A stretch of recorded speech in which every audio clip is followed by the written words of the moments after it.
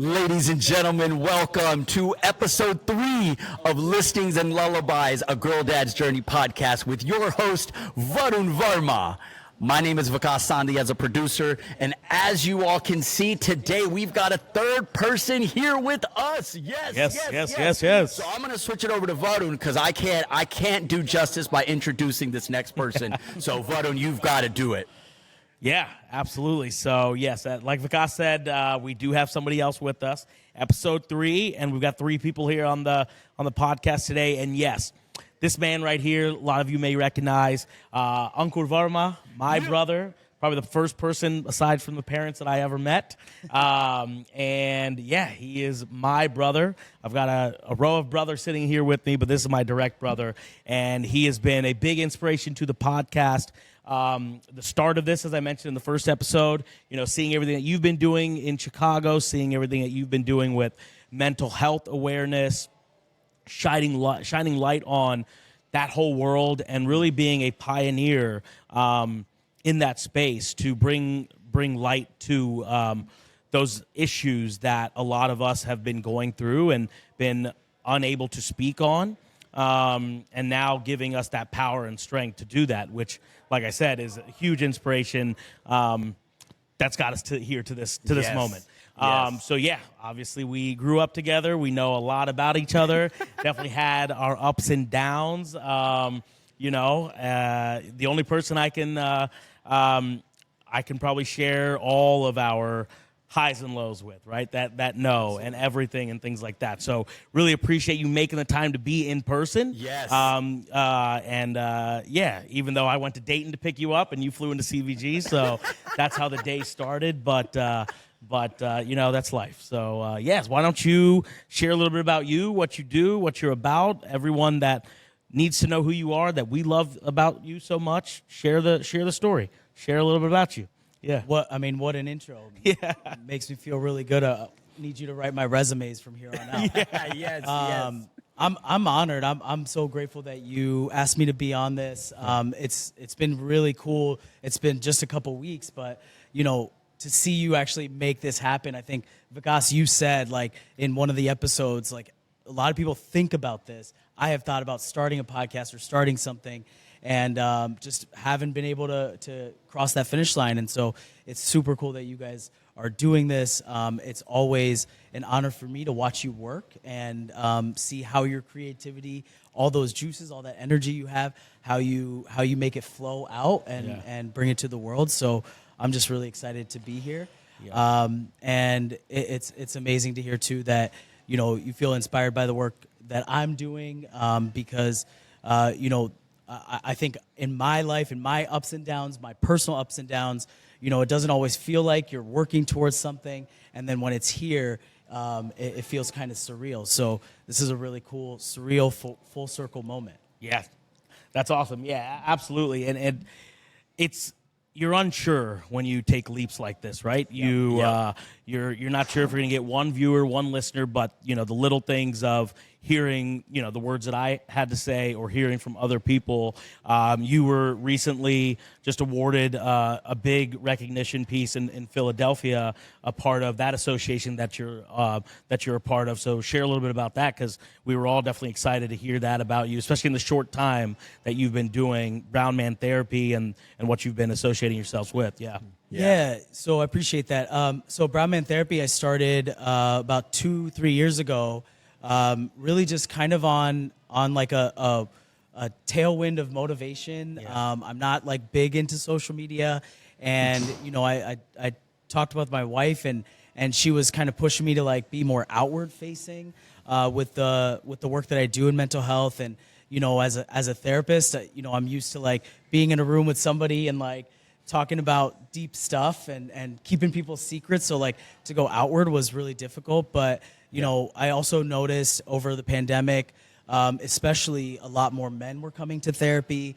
Men were saying, I'm glad that we can do this online, or that they were realizing because, mental health has become such a mainstream part of our conversations, that they really needed support. And the way that they had been going about things wasn't working as much. And so Brown Man Therapy itself started as an Instagram page, now a nonprofit, and the work that I'm doing and that we, which includes my wife, which includes a couple other people who have been really supportive, the idea is for us to normalize dialogue around mental health in the male community, in the South Asian community. And, the idea for me is like, when I went to grad school all those years ago, I, like, in my very first class had this, like, eye-opening moment where I was like, did I really have to go to grad school to learn some of this stuff? I felt like I should be learning this stuff as a kid, really. And so, since then, part of my, my mission, my drive has been to kind of bring this to the masses so that, it doesn't have to be this exclusive knowledge or that mental health has to be this big, scary thing. Feelings have to be these big, scary things that we don't know about.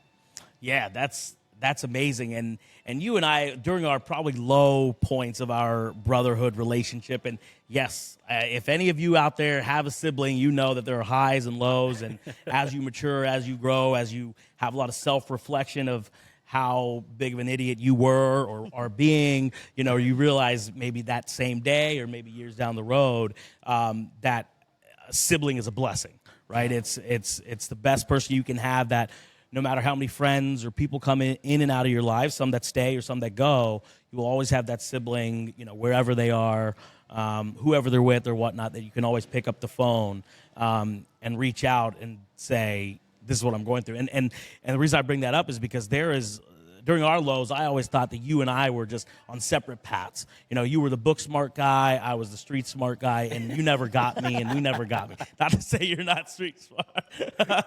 You ain't street smart. You ain't book smart, all right? There we go. Yeah. You heard it here. Yeah. But I always looked at it that way, that, we're so different, I can't lean on you, I can't rely on you, and things like that. But, just hearing what you just said about how you got here, you and I took a lot of, we went the long way around to get to the career and the journey that we're on now, right? You went to med school, you finished college, all that stuff, and I was like, I'm not going to finish college. I didn't, the path that I took of just, making certain decisions and choices, but we both kind of have a lot of similarities in that path to get us to this point where I think we're both most happiest that we've ever been, successful in our careers, have the exact vision of what we're going to do. You one time asked me, what is the legacy that you're going to leave behind? And that every day and every decision that I make with, real estate, with Zyanna now, with Bavisha, it's always in the back of my mind, like, okay, what am I going to do? How are we going to, leave a good legacy? And how are we going to take care of the people that need help? But sorry, that got off a little sidetracked, but it's just, it's crazy to see that we are very similar and understanding that and having that perspective and self-reflection for sure.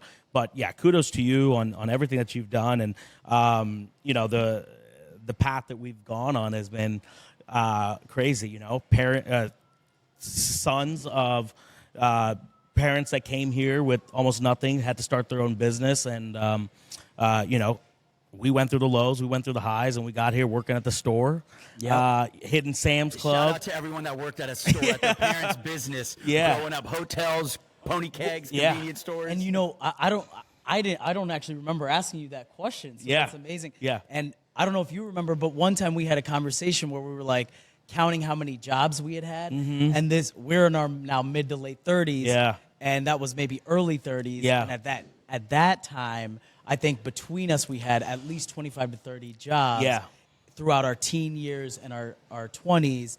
And I think, sometimes the point is to go through those hardships, to go through the lows, to figure it out, to work somewhere for 6 months and be like, nah, this is not it. And then to kind of come back around and use those lessons, use those experiences to now like build a stronger foundation. Yep, absolutely. It's been an amazing ride. And so what's next? What's your vision? What's your goals for rest of 2024 with Brown Man Therapy? Personally, what are you seeing? What are you hoping for? Well, just in the last year or two, I returned more to like a clinical practice and doing more therapy. I was doing more management level administrative work before that. And so for me personally, this has been a really great journey. Like I've been married now for a year and a half to Balak, my wife, and so really, I've used this time since we've gotten married. Like the shift has become about the future. For us to become parents, for us to, we bought a condo at the end of the year in Chicago. Yes. And so there's been a lot of growth and change, which has come with a lot of stress as well. And at the end of last year with Brown Man Therapy, my wife is you guys You're know. saying buying a home is not easy? I mean, actually, with your support, guidance, it became a lot easier. Yeah. And actually, you came in super clutch. Yeah. At different moments while we live in Chicago, so we couldn't work together officially. Yeah. But having those connections and being able to work through what was also a really difficult year in real estate, as you know, more than anybody else. And then I learned. I feel like the whole field, just trying to figure out, do we want to buy a house or not? Yeah. And so, at the end of the year, we also hosted a fundraiser, which was Brown Man Therapy's first real in-person event. And it was really great to, you brought up earlier an award that we got. And part of that reason that we got that award was a community award because we fundraised for an organization called South Asian Americans for Change. And we got to bring community together around this topic of mental health, which is difficult, but we also wanted to do it in a way that, people are familiar with. So we, got a restaurant in Chicago with great food, cocktails, mocktails, music. We had a comedian. So I think, and I think it really parallels kind of what you're doing with this podcast is trying to reach people, about sometimes more serious, deeper topics. You guys have been so real in your conversations so far, and it's only going to get more real. So far. And so, it's like, that's the idea, right? Is we're all experiencing the same kind of emotional range. Yeah. We're experiencing some of the similar hardships. We just went through like a 3-4 year period where we all went through almost like literally the same thing. Right. And I think that's also important to recognize, like, why now people are talking about mental health and realizing, hey, I've actually been working on my mental health or been aware of it for a long time. I just haven't known how. Yeah. And so the goal for us at, Brown Man Therapy, in my clinical practice, I started joined my best friend in her group practice. And our goal is to build that practice out and reach communities who previously haven't been able to do or access mental health care. Yeah. And so that's kind of the theme this year is growing further and growing to meet people's needs and actually kind of getting back in person. I've also had clients who want to meet in person for the first time in 3-4 years. And so I'm really excited to just connect with people, build community, and do really cool stuff like this that, who knew, right? Our parents could have never imagined that we'd be sitting here in this spot talking about these things with each other all these decades later, after they moved all the way across the world. Right. So, So I think this is all amazing, and kudos. Shout out to South Asian Americans for Change, first of all. Shout out to Brown Man Therapy and for all of this. Personally, I've gotten a lot of people asking about, like, and this isn't like South Asian specific or whatnot, but, what are some of the things you should consider when you're looking for a therapist, right? And obviously, you're in a very big niche where if I'm South Asian and I'm a guy, I would probably lean on coming to you for that because I know you're going to kind of get some of the things that I might want to talk about. But in general, I've actually had quite a few people ask me, like, hey, can you refer a therapist? Can you, how did you like this person? For those that don't know, we go to couples therapy, me and my wife. We love our therapist. So share with our listeners, like, what are some things you should consider when you're looking for a therapist? Just shine some light on that for us. Yeah, no, that's a great question and really important. I'll start by saying, find a starting point, right? Yep. Reach out to random therapists. Google is honestly like a great place to start. And, getting more specific with that, I would say, think about what kind of person do you feel comfortable with, right? Because the way therapy is going to work is that you are going to need to feel like you can be open, you can be honest, you can be transparent. Otherwise, it's not going to work for you, right? If you're feeling like I can't, broach this topic with this person. And so that's why I think, a lot of men have been reaching out to me, whereas like earlier in my career, I've been doing this like 12 years now. Earlier in my career, I in fact spoke to a lot of men who wanted to speak to women because they didn't feel like they could open up to another guy because they're not opening up to their guy friends or their brothers or their uncles or their dads, right? And so only in the last 2, 3, 4 years, I would say like starting right around pandemic, maybe a little bit before that, I started to really notice this shift where now guys are coming to me and telling me directly like, hey, I want to talk about some stuff that I think maybe a female therapist just wouldn't get it. That perspective. Oh yeah, sure. So, Won't get it. like, No, like, you're right. You're what? right. So coming back to your question is like, what matters to you? What are the things that maybe there's like usually people come to therapy because something's feeling off, feeling difficult, that didn't used to feel that way. And so if you're focusing just on that, you're going to be able to get into other stuff. That's also our job as therapists, is to help you expand kind of your vision for therapy, develop those goals. So you don't have to come in with goals. You don't have to come in with like, I need this kind of like, cognitive behavioral therapist, or I need this person who specializes in this thing.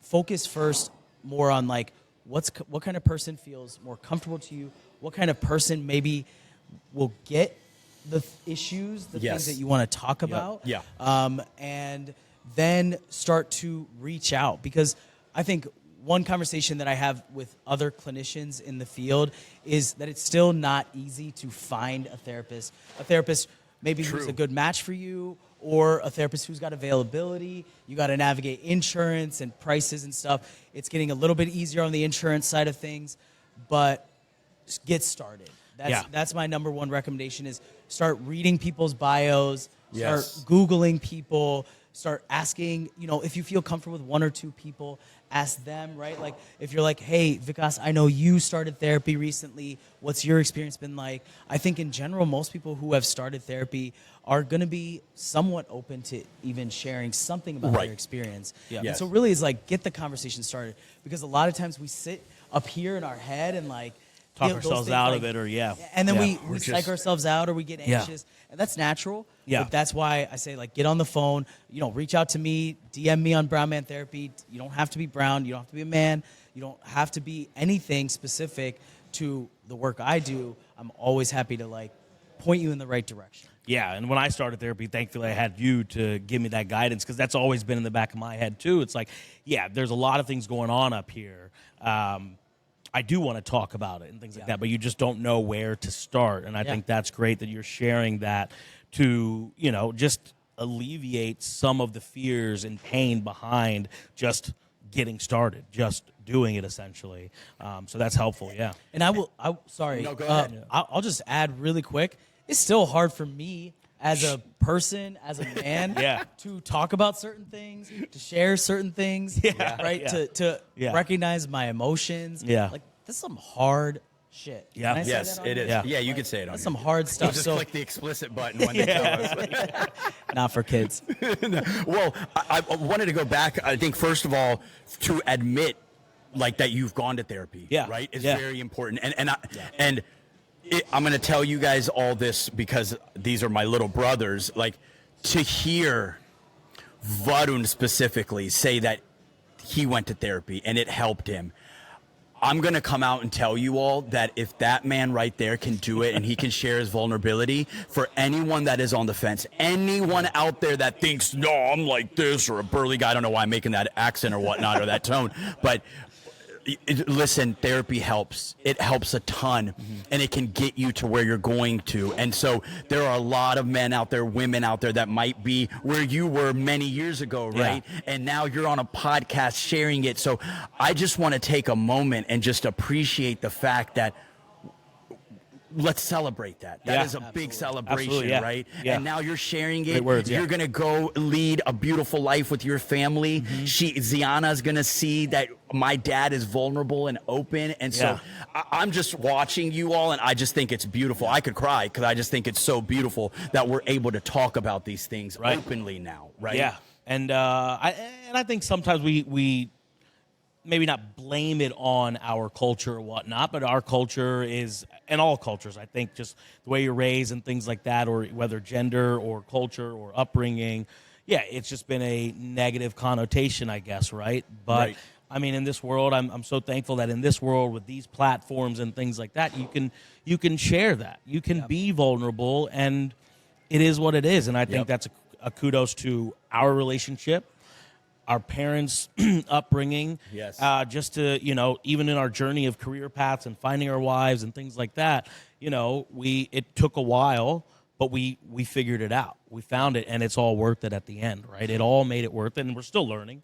It's not like, all right, got to therapy, aha. We're still learning every day, and self-reflection, self-guidance, and all that stuff, and little changes that you can make in your life to think about, okay, in the past I would have made this decision or made this reaction, things like that. So that's a different perspective, and obviously it's highlighted even more because now Zyanna is watching. Yes. We talk about that a lot now. So just all things that are in the back of your mind. And I still make mistakes. Hey, we're all gonna make you still mistakes. make, but it's you realize you have the conversation. If Avisha gets upset at me because of my poor choices or poor decision I made. But having the right conversation and say, okay, this is my intention, this is how it came out, and I understand you, I hear you, and working to make that better. Whereas other arguments could have gotten a lot worse, and I think without having someone to talk to or having guidance in that nature really helps. So sorry for that tangent there, but no, and I mean I think that's the thing is mistakes are important, they're necessary. Yeah, it's only failure if you don't learn something from it, right? And you don't have to pick yourself up right away from it, but I think that's what growth is, right? Is learning from those things. I can, you mentioned when you're introducing me, I went to med school, I went to college, but I didn't finish med school, right? And that is probably one of the most pivotal things in my life, which when it first happened, it was really difficult, right? And those things are always kind of painful at the front end, but if you can sit here, now it's been 15 years. And I can sit here and be like, I'm actually really grateful that this thing happened. Right. And I'm better for it. Right. Yeah, I think there's always a moment that you can look back at and say, that during that time was a tough time, but with the right people around you, the support, your own, attitude and motivation and your own spirit got you to this point that you look back and say, I'll do it that way again, maybe. So and therapy it's like to navigate life, it's like a Swiss Army knife, right? You have to have all the tools. And personally, I think we all agree therapy is one of those tools that should be on your Swiss Army knife. It's something you need, and maybe it's not as formalized as going to an actual therapist. It's about releasing the thoughts, being highly aware of what's going on and how you're reacting and the things happening around you and moving forward from that. And you'll be astonished at how much just talking to people helps, right? And so I think we're getting to a point where therapy is becoming an essential part. Maybe not as essential as showering, but it's there, right? It's something that you should continuously go to. And so I just want to hear real quick from you, how hard has it been for you to be able to cut through all the people saying things, the gray areas, and being able to now be a therapist and say it proudly? Leading up to here, obviously we always only see the mountain that's peeking out of the ocean. We don't see what's happening underneath. Right. What got you to this point? Maybe there's some people out there that want to be a therapist, right? Or tell us a little bit about that journey. Yeah, I mean that's a great question because it's a journey, and a long time ago, I was visiting one of our cousins, Rishi, in California, and that was at the beginning of my career. I was in grad school, and I had just finished an internship, and it was at that point the hardest I had ever worked, and I was out of energy. I was like, I don't know how I'm going to now go back to Chicago and get to work for real as a professional. And, at that time too, that was 2011, 2012, there wasn't a lot of like guidance in how to navigate this field and how to be successful in this field and, make money, but also do the work that I wanted to do. Right. And, we were at some store and there was like a sign on the wall and it said, "The journey is the reward." And I bought that sign. I still have it. It's been in every office I've worked in, because I think that was such a moment for me to recognize like, hey, my journey's not over. Like I'm just starting on this new journey, this new path. And it's uphill, but like, this is the point, right? Like that's the point of our parents going through whatever they went through that we're never going to be able to experience. And so I think, I've tried to just have those moments where, there's always doubt, right? Whatever work you do, whenever you're trying to achieve high things, you always encounter doubt. And so there's doubt from clients. Like, does therapy even work? Like, people come in and be like, I just want to come in for one session, but I don't know if I want to come for a second session. And I'm absolutely open to that. And I always, at the end of every session, or at the end of every first session, I say, do you want to do this again? And so it doesn't have to be that you have to think 80 steps in advance. And I think that was hard for me at the beginning, like you're asking about, like, because people were like, does therapy work? Is this a viable career field, right? Because, in certain communities, in lots of communities, you want your kids to do something that is stable, that's going to bring good income, that's going to provide a lifestyle. And therapy was just an unknown. Mental health was an unknown. And we're still a relatively new field in terms of the professional aspect of things. And that's kind of the work that I'm also trying to do with our group practice, with my partner, is how do we build something that people want to come work in and we can show them this is a viable career to get into. And we absolutely need more therapists.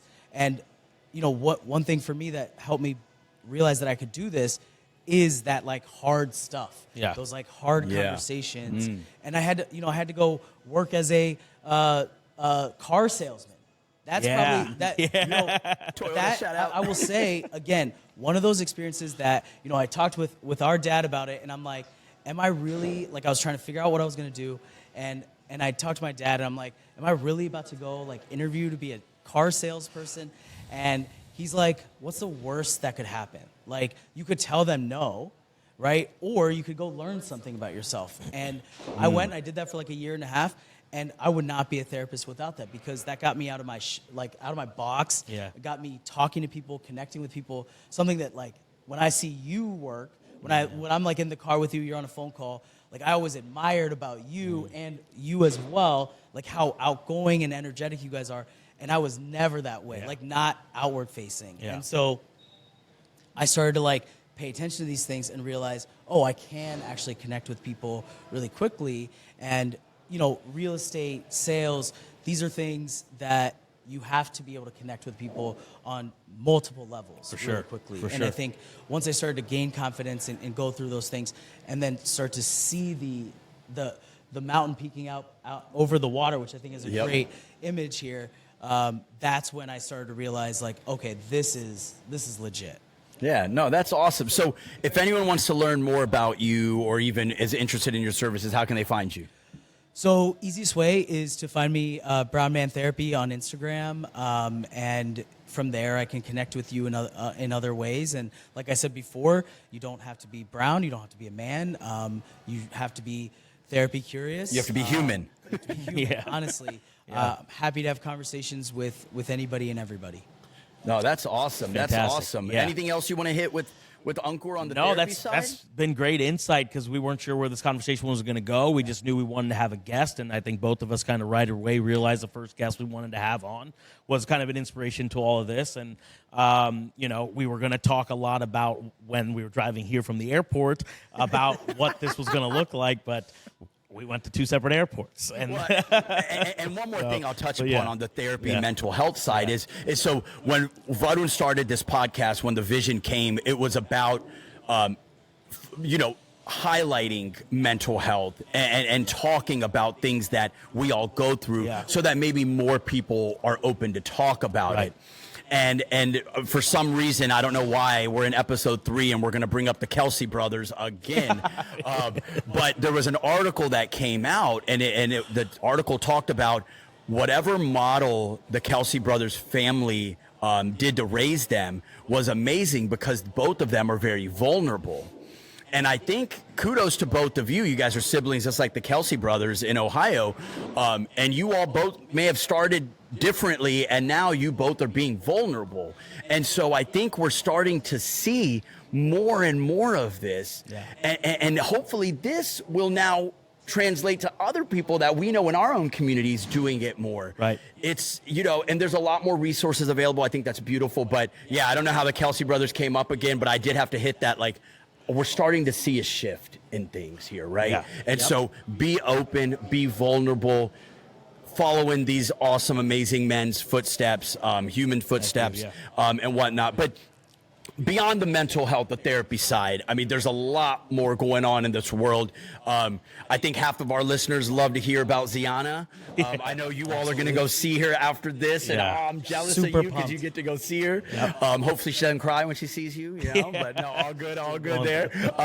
Give us some more updates, Varun. What's going on with Zyanna, with parenting and all that fun world? Well, thankfully the weather is getting better. So she, I think, is dead on Bavisha in terms of she loves outside. So we've been able to take her on walks and take her to the park. Our neighborhood has an amazing park in the middle of the neighborhood. So I think Bavisha took her yesterday afternoon during like her little lunch hour, and then I was driving home around 6, and I was like, hey.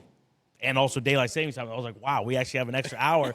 I was like, I called Bavisha. I was like, can we go to the park again? Can we go for a walk? She's like, yeah. I was like, so, and Zyanna just thrives on the outside. So able to get her out now because she's more aware. When we took her for walks last year, she was just like, unimpressed, right? Now she's like, because yesterday we were walking and with her and talking to her and things like that, and she's very vocal back. So I am so excited for this spring and summer because she thrives in the outside. Even when she, has some, not tantrums, but she's crying or upset or something, we literally will take her just outside and she'll be like, all right, I can live with this.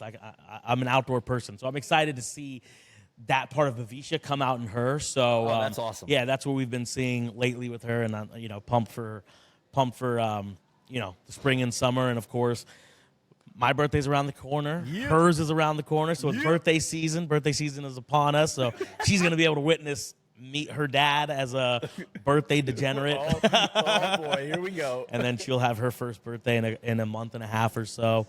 We've been able to take her outside the last few days, and so excited for that and being able to get her. And we have a little, so in pandemic time, we picked up biking. And we got, remember the bike rack thing we went and picked up? So she's now old enough as well to sit in that. We have a jogging stroller, and she has the bike trailer. That's the word I was looking for. So excited to take her to Loveland Bike Trail and get her out on that and things like that. So that's the highlight, what I'm looking forward to right now. So and there's something new every single time, like every phase with kids. And the interesting thing you brought up, like you're seeing more Bavisha in her and the excitement.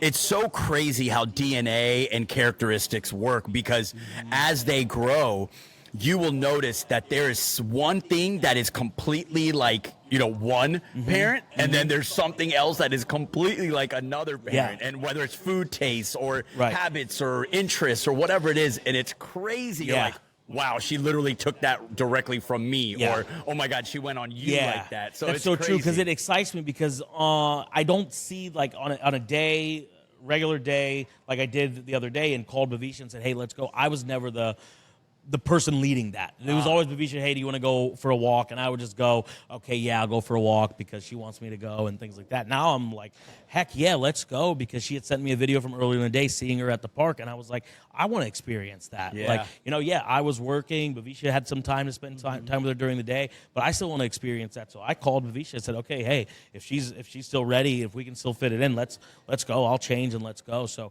that was also exciting for me, because some days I'm just like, all right, let's bum on the couch or let's go hit a happy hour. Now it's like, a different attitude, a different mindset, and that's exciting reflection for sure. So, every new phase, every new milestone will bring, all kinds of different things, right? So that's awesome. Well, man, I guess let's shift it over to some lighthearted stuff. I mean, therapy's heavy. Yeah. Parenting is heavy. Yeah. For those that don't know, these two are crazy sports fanatics. And right now, everyone's mind's being blown because it's like NFL free agency time. Yeah. There's been a lot of movement on our Bengals. Who Dey? Yeah, We're Who Dey, looking forward to it, right? Yeah. So just it's usually summertime. this time, Red's looking good. Red's looking good. Opening day opening day coming around the corner. Yeah, usually this time I'm in free agency freak out mode in the group chats that you all see. But the Bengals been making some good moves, and we're excited to see what Duke Tobin, our new offensive coordinator, can do. And I'm pumped. The season is upon us, baby. I forgot opening day is coming up. You going to come down for opening day? You should try. Maybe. Yeah. Let's see. Yeah. If you can make it down for a podcast, make it down for opening day, right? So for everyone that doesn't know, we flew this guy in from Chicago at 11 a.m. and he's got a flight at 7 p.m. Yeah. So that's how important us shooting this was. And as a big thank you, got a little something for you. Oh, so, yeah. If I can reach it, let's kick it forward this way.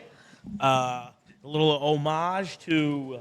check this out. I got a sneak peek before, but check these out, man. This is awesome. New hometown of Chicago. These were just recently released. I should have helped you with that. Oh, Right? What? Yeah. Yeah, well, you got to open them up now. You got to open them up. You can just throw that out. Yeah, there you go. Let's the big reveal. Let's see what he brought. What did he bring? Whoa. No. The classics. Classics, baby. Wow. Yes, sir. Yeah. What are those? The J4s, J5s? Those would be fours. Fours, right? Fours, yeah. I'm actually not a good Chicagoan because I don't know anything really about I Jays. be from Chicago and you don't know about the Jordans, bro. So then you're saying you're more My LeBron? longtime roommate and my best friend has a million Jays, and I still heard nothing. So you're saying you're more a LeBron guy than a Jordan guy, huh? Oh, man. No, I'm in Cincinnati. I can say that. No, awesome. No, that's an awesome. So big thank you for sure. Absolutely love you, man. Making the time to come out here, and we're excited to have you as our first guest. I think that was fitting for sure. No, definitely fitting. So a lot of good conversation. Any exit thoughts that you have about us, life, your thoughts? Yeah, I mean, it's great after like 30 years for the Cincinnati sports scene to be back. With strong force. But I want to just shout out both of you really because both of you are great inspirations to me. It's really beautiful to see the journey that you've taken. I share with Bullock last year we drove down after you had Zyanna, and we were driving back, and we have lots of like nieces and nephews, our cousins' kids. Bullock has 4 nieces and nephews, and so we've been through this round, new to this realm, but like there's something just different when it's your brother that had a kid. And I share with her, I'm like, she's like, how are you feeling? Like, how was that? And I was like, it's amazing, but I just feel anxious. And I was just like, I think it's just like, and I don't know that it's ever going to go away. It's just like, whoa, Varun has a kid now. Yeah. And it was like, none of that was like rooted in any doubt. Yeah. And it was just like, oh, this is just a new life phase. Yeah. There was no like backspace on this. It's just like, this is a brand new chapter. Yeah. And you like naturally get anxiety with that. And it's just been really beautiful to see how you guys have grown both together and as a couple. But how you've grown as an individual. Thank you. How you've owned the responsibility of becoming a dad. Yeah. And, there's nothing like it. Sure. And so sometimes you're not ready. I don't think you're ever ready for big life changes. Like I don't know that I could have said I'm 100% ready to get married. Yeah. But when you do it, then you're like, oh, I was ready. Yeah. And you guys have shown how ready you really were. Thank you. Thank you. No, I love that. I love you for that. So and it's funny because the first day you guys came, we had just gotten home. And I think Bavisha, the first time you met Zyanna was also obviously sleeping. Bavisha was sleeping it off as well. But I told her, I was like, I just really want to see my brother. And that moment, it's funny you said that, because I told her that. I was like, I just really want to see Ankur, because it was just a moment that I wanted to share with nobody else in the world. Of course, obviously with Avisha that I'd shared that with, but you, I was just like, I really want him to come here, because you guys are deciding to go to Anderson or come to our house. And I was like, yeah, I was telling her, I was like, I really want him to come here. And she's like, I may not be awake, but you do what you got to do. I was like, all right, cool. So, no, again, love you, man. Thank you for everything. Thank you for being on the show. Thank you for everything, So Love you too. Yeah. Cool. Awesome. Well, I think it's getting a little sappy now, so it's all good. But ladies and gentlemen, thank you so much for following us, for listening to this episode number 3 with Varun's brother, Ankur Varma. You're listening to Listings and Lullabies, A Girl Dad's Journey with Varun, episode 3. Please don't forget to check us out on Spotify, Apple. You can watch the episodes on YouTube or our website, girldadspodcast.com. Don't forget to follow us at Instagram at girldads.podcast, TikTok, and Facebook. Yep. Thank you. Thanks, guys. And one last thing, for all the texts and comments and messages from everyone and anyone that I've gotten that I haven't expected and things like that, thank you. If I haven't said it, thank you so much, because it is just, just so heartwarming to get texts and comments from people. It's like, this is great. Someone out there is going through what I'm going through, or things like that. So, like we said, we didn't know what this would bring and things like that. And again, it's only episode 3, but, keep that coming, because that's what motivates me every day to be a better person, to be a better parent, to continue this. And thank you all for the love and shout outs. So, yeah. There you go. Right there. Thank you, everyone. See you.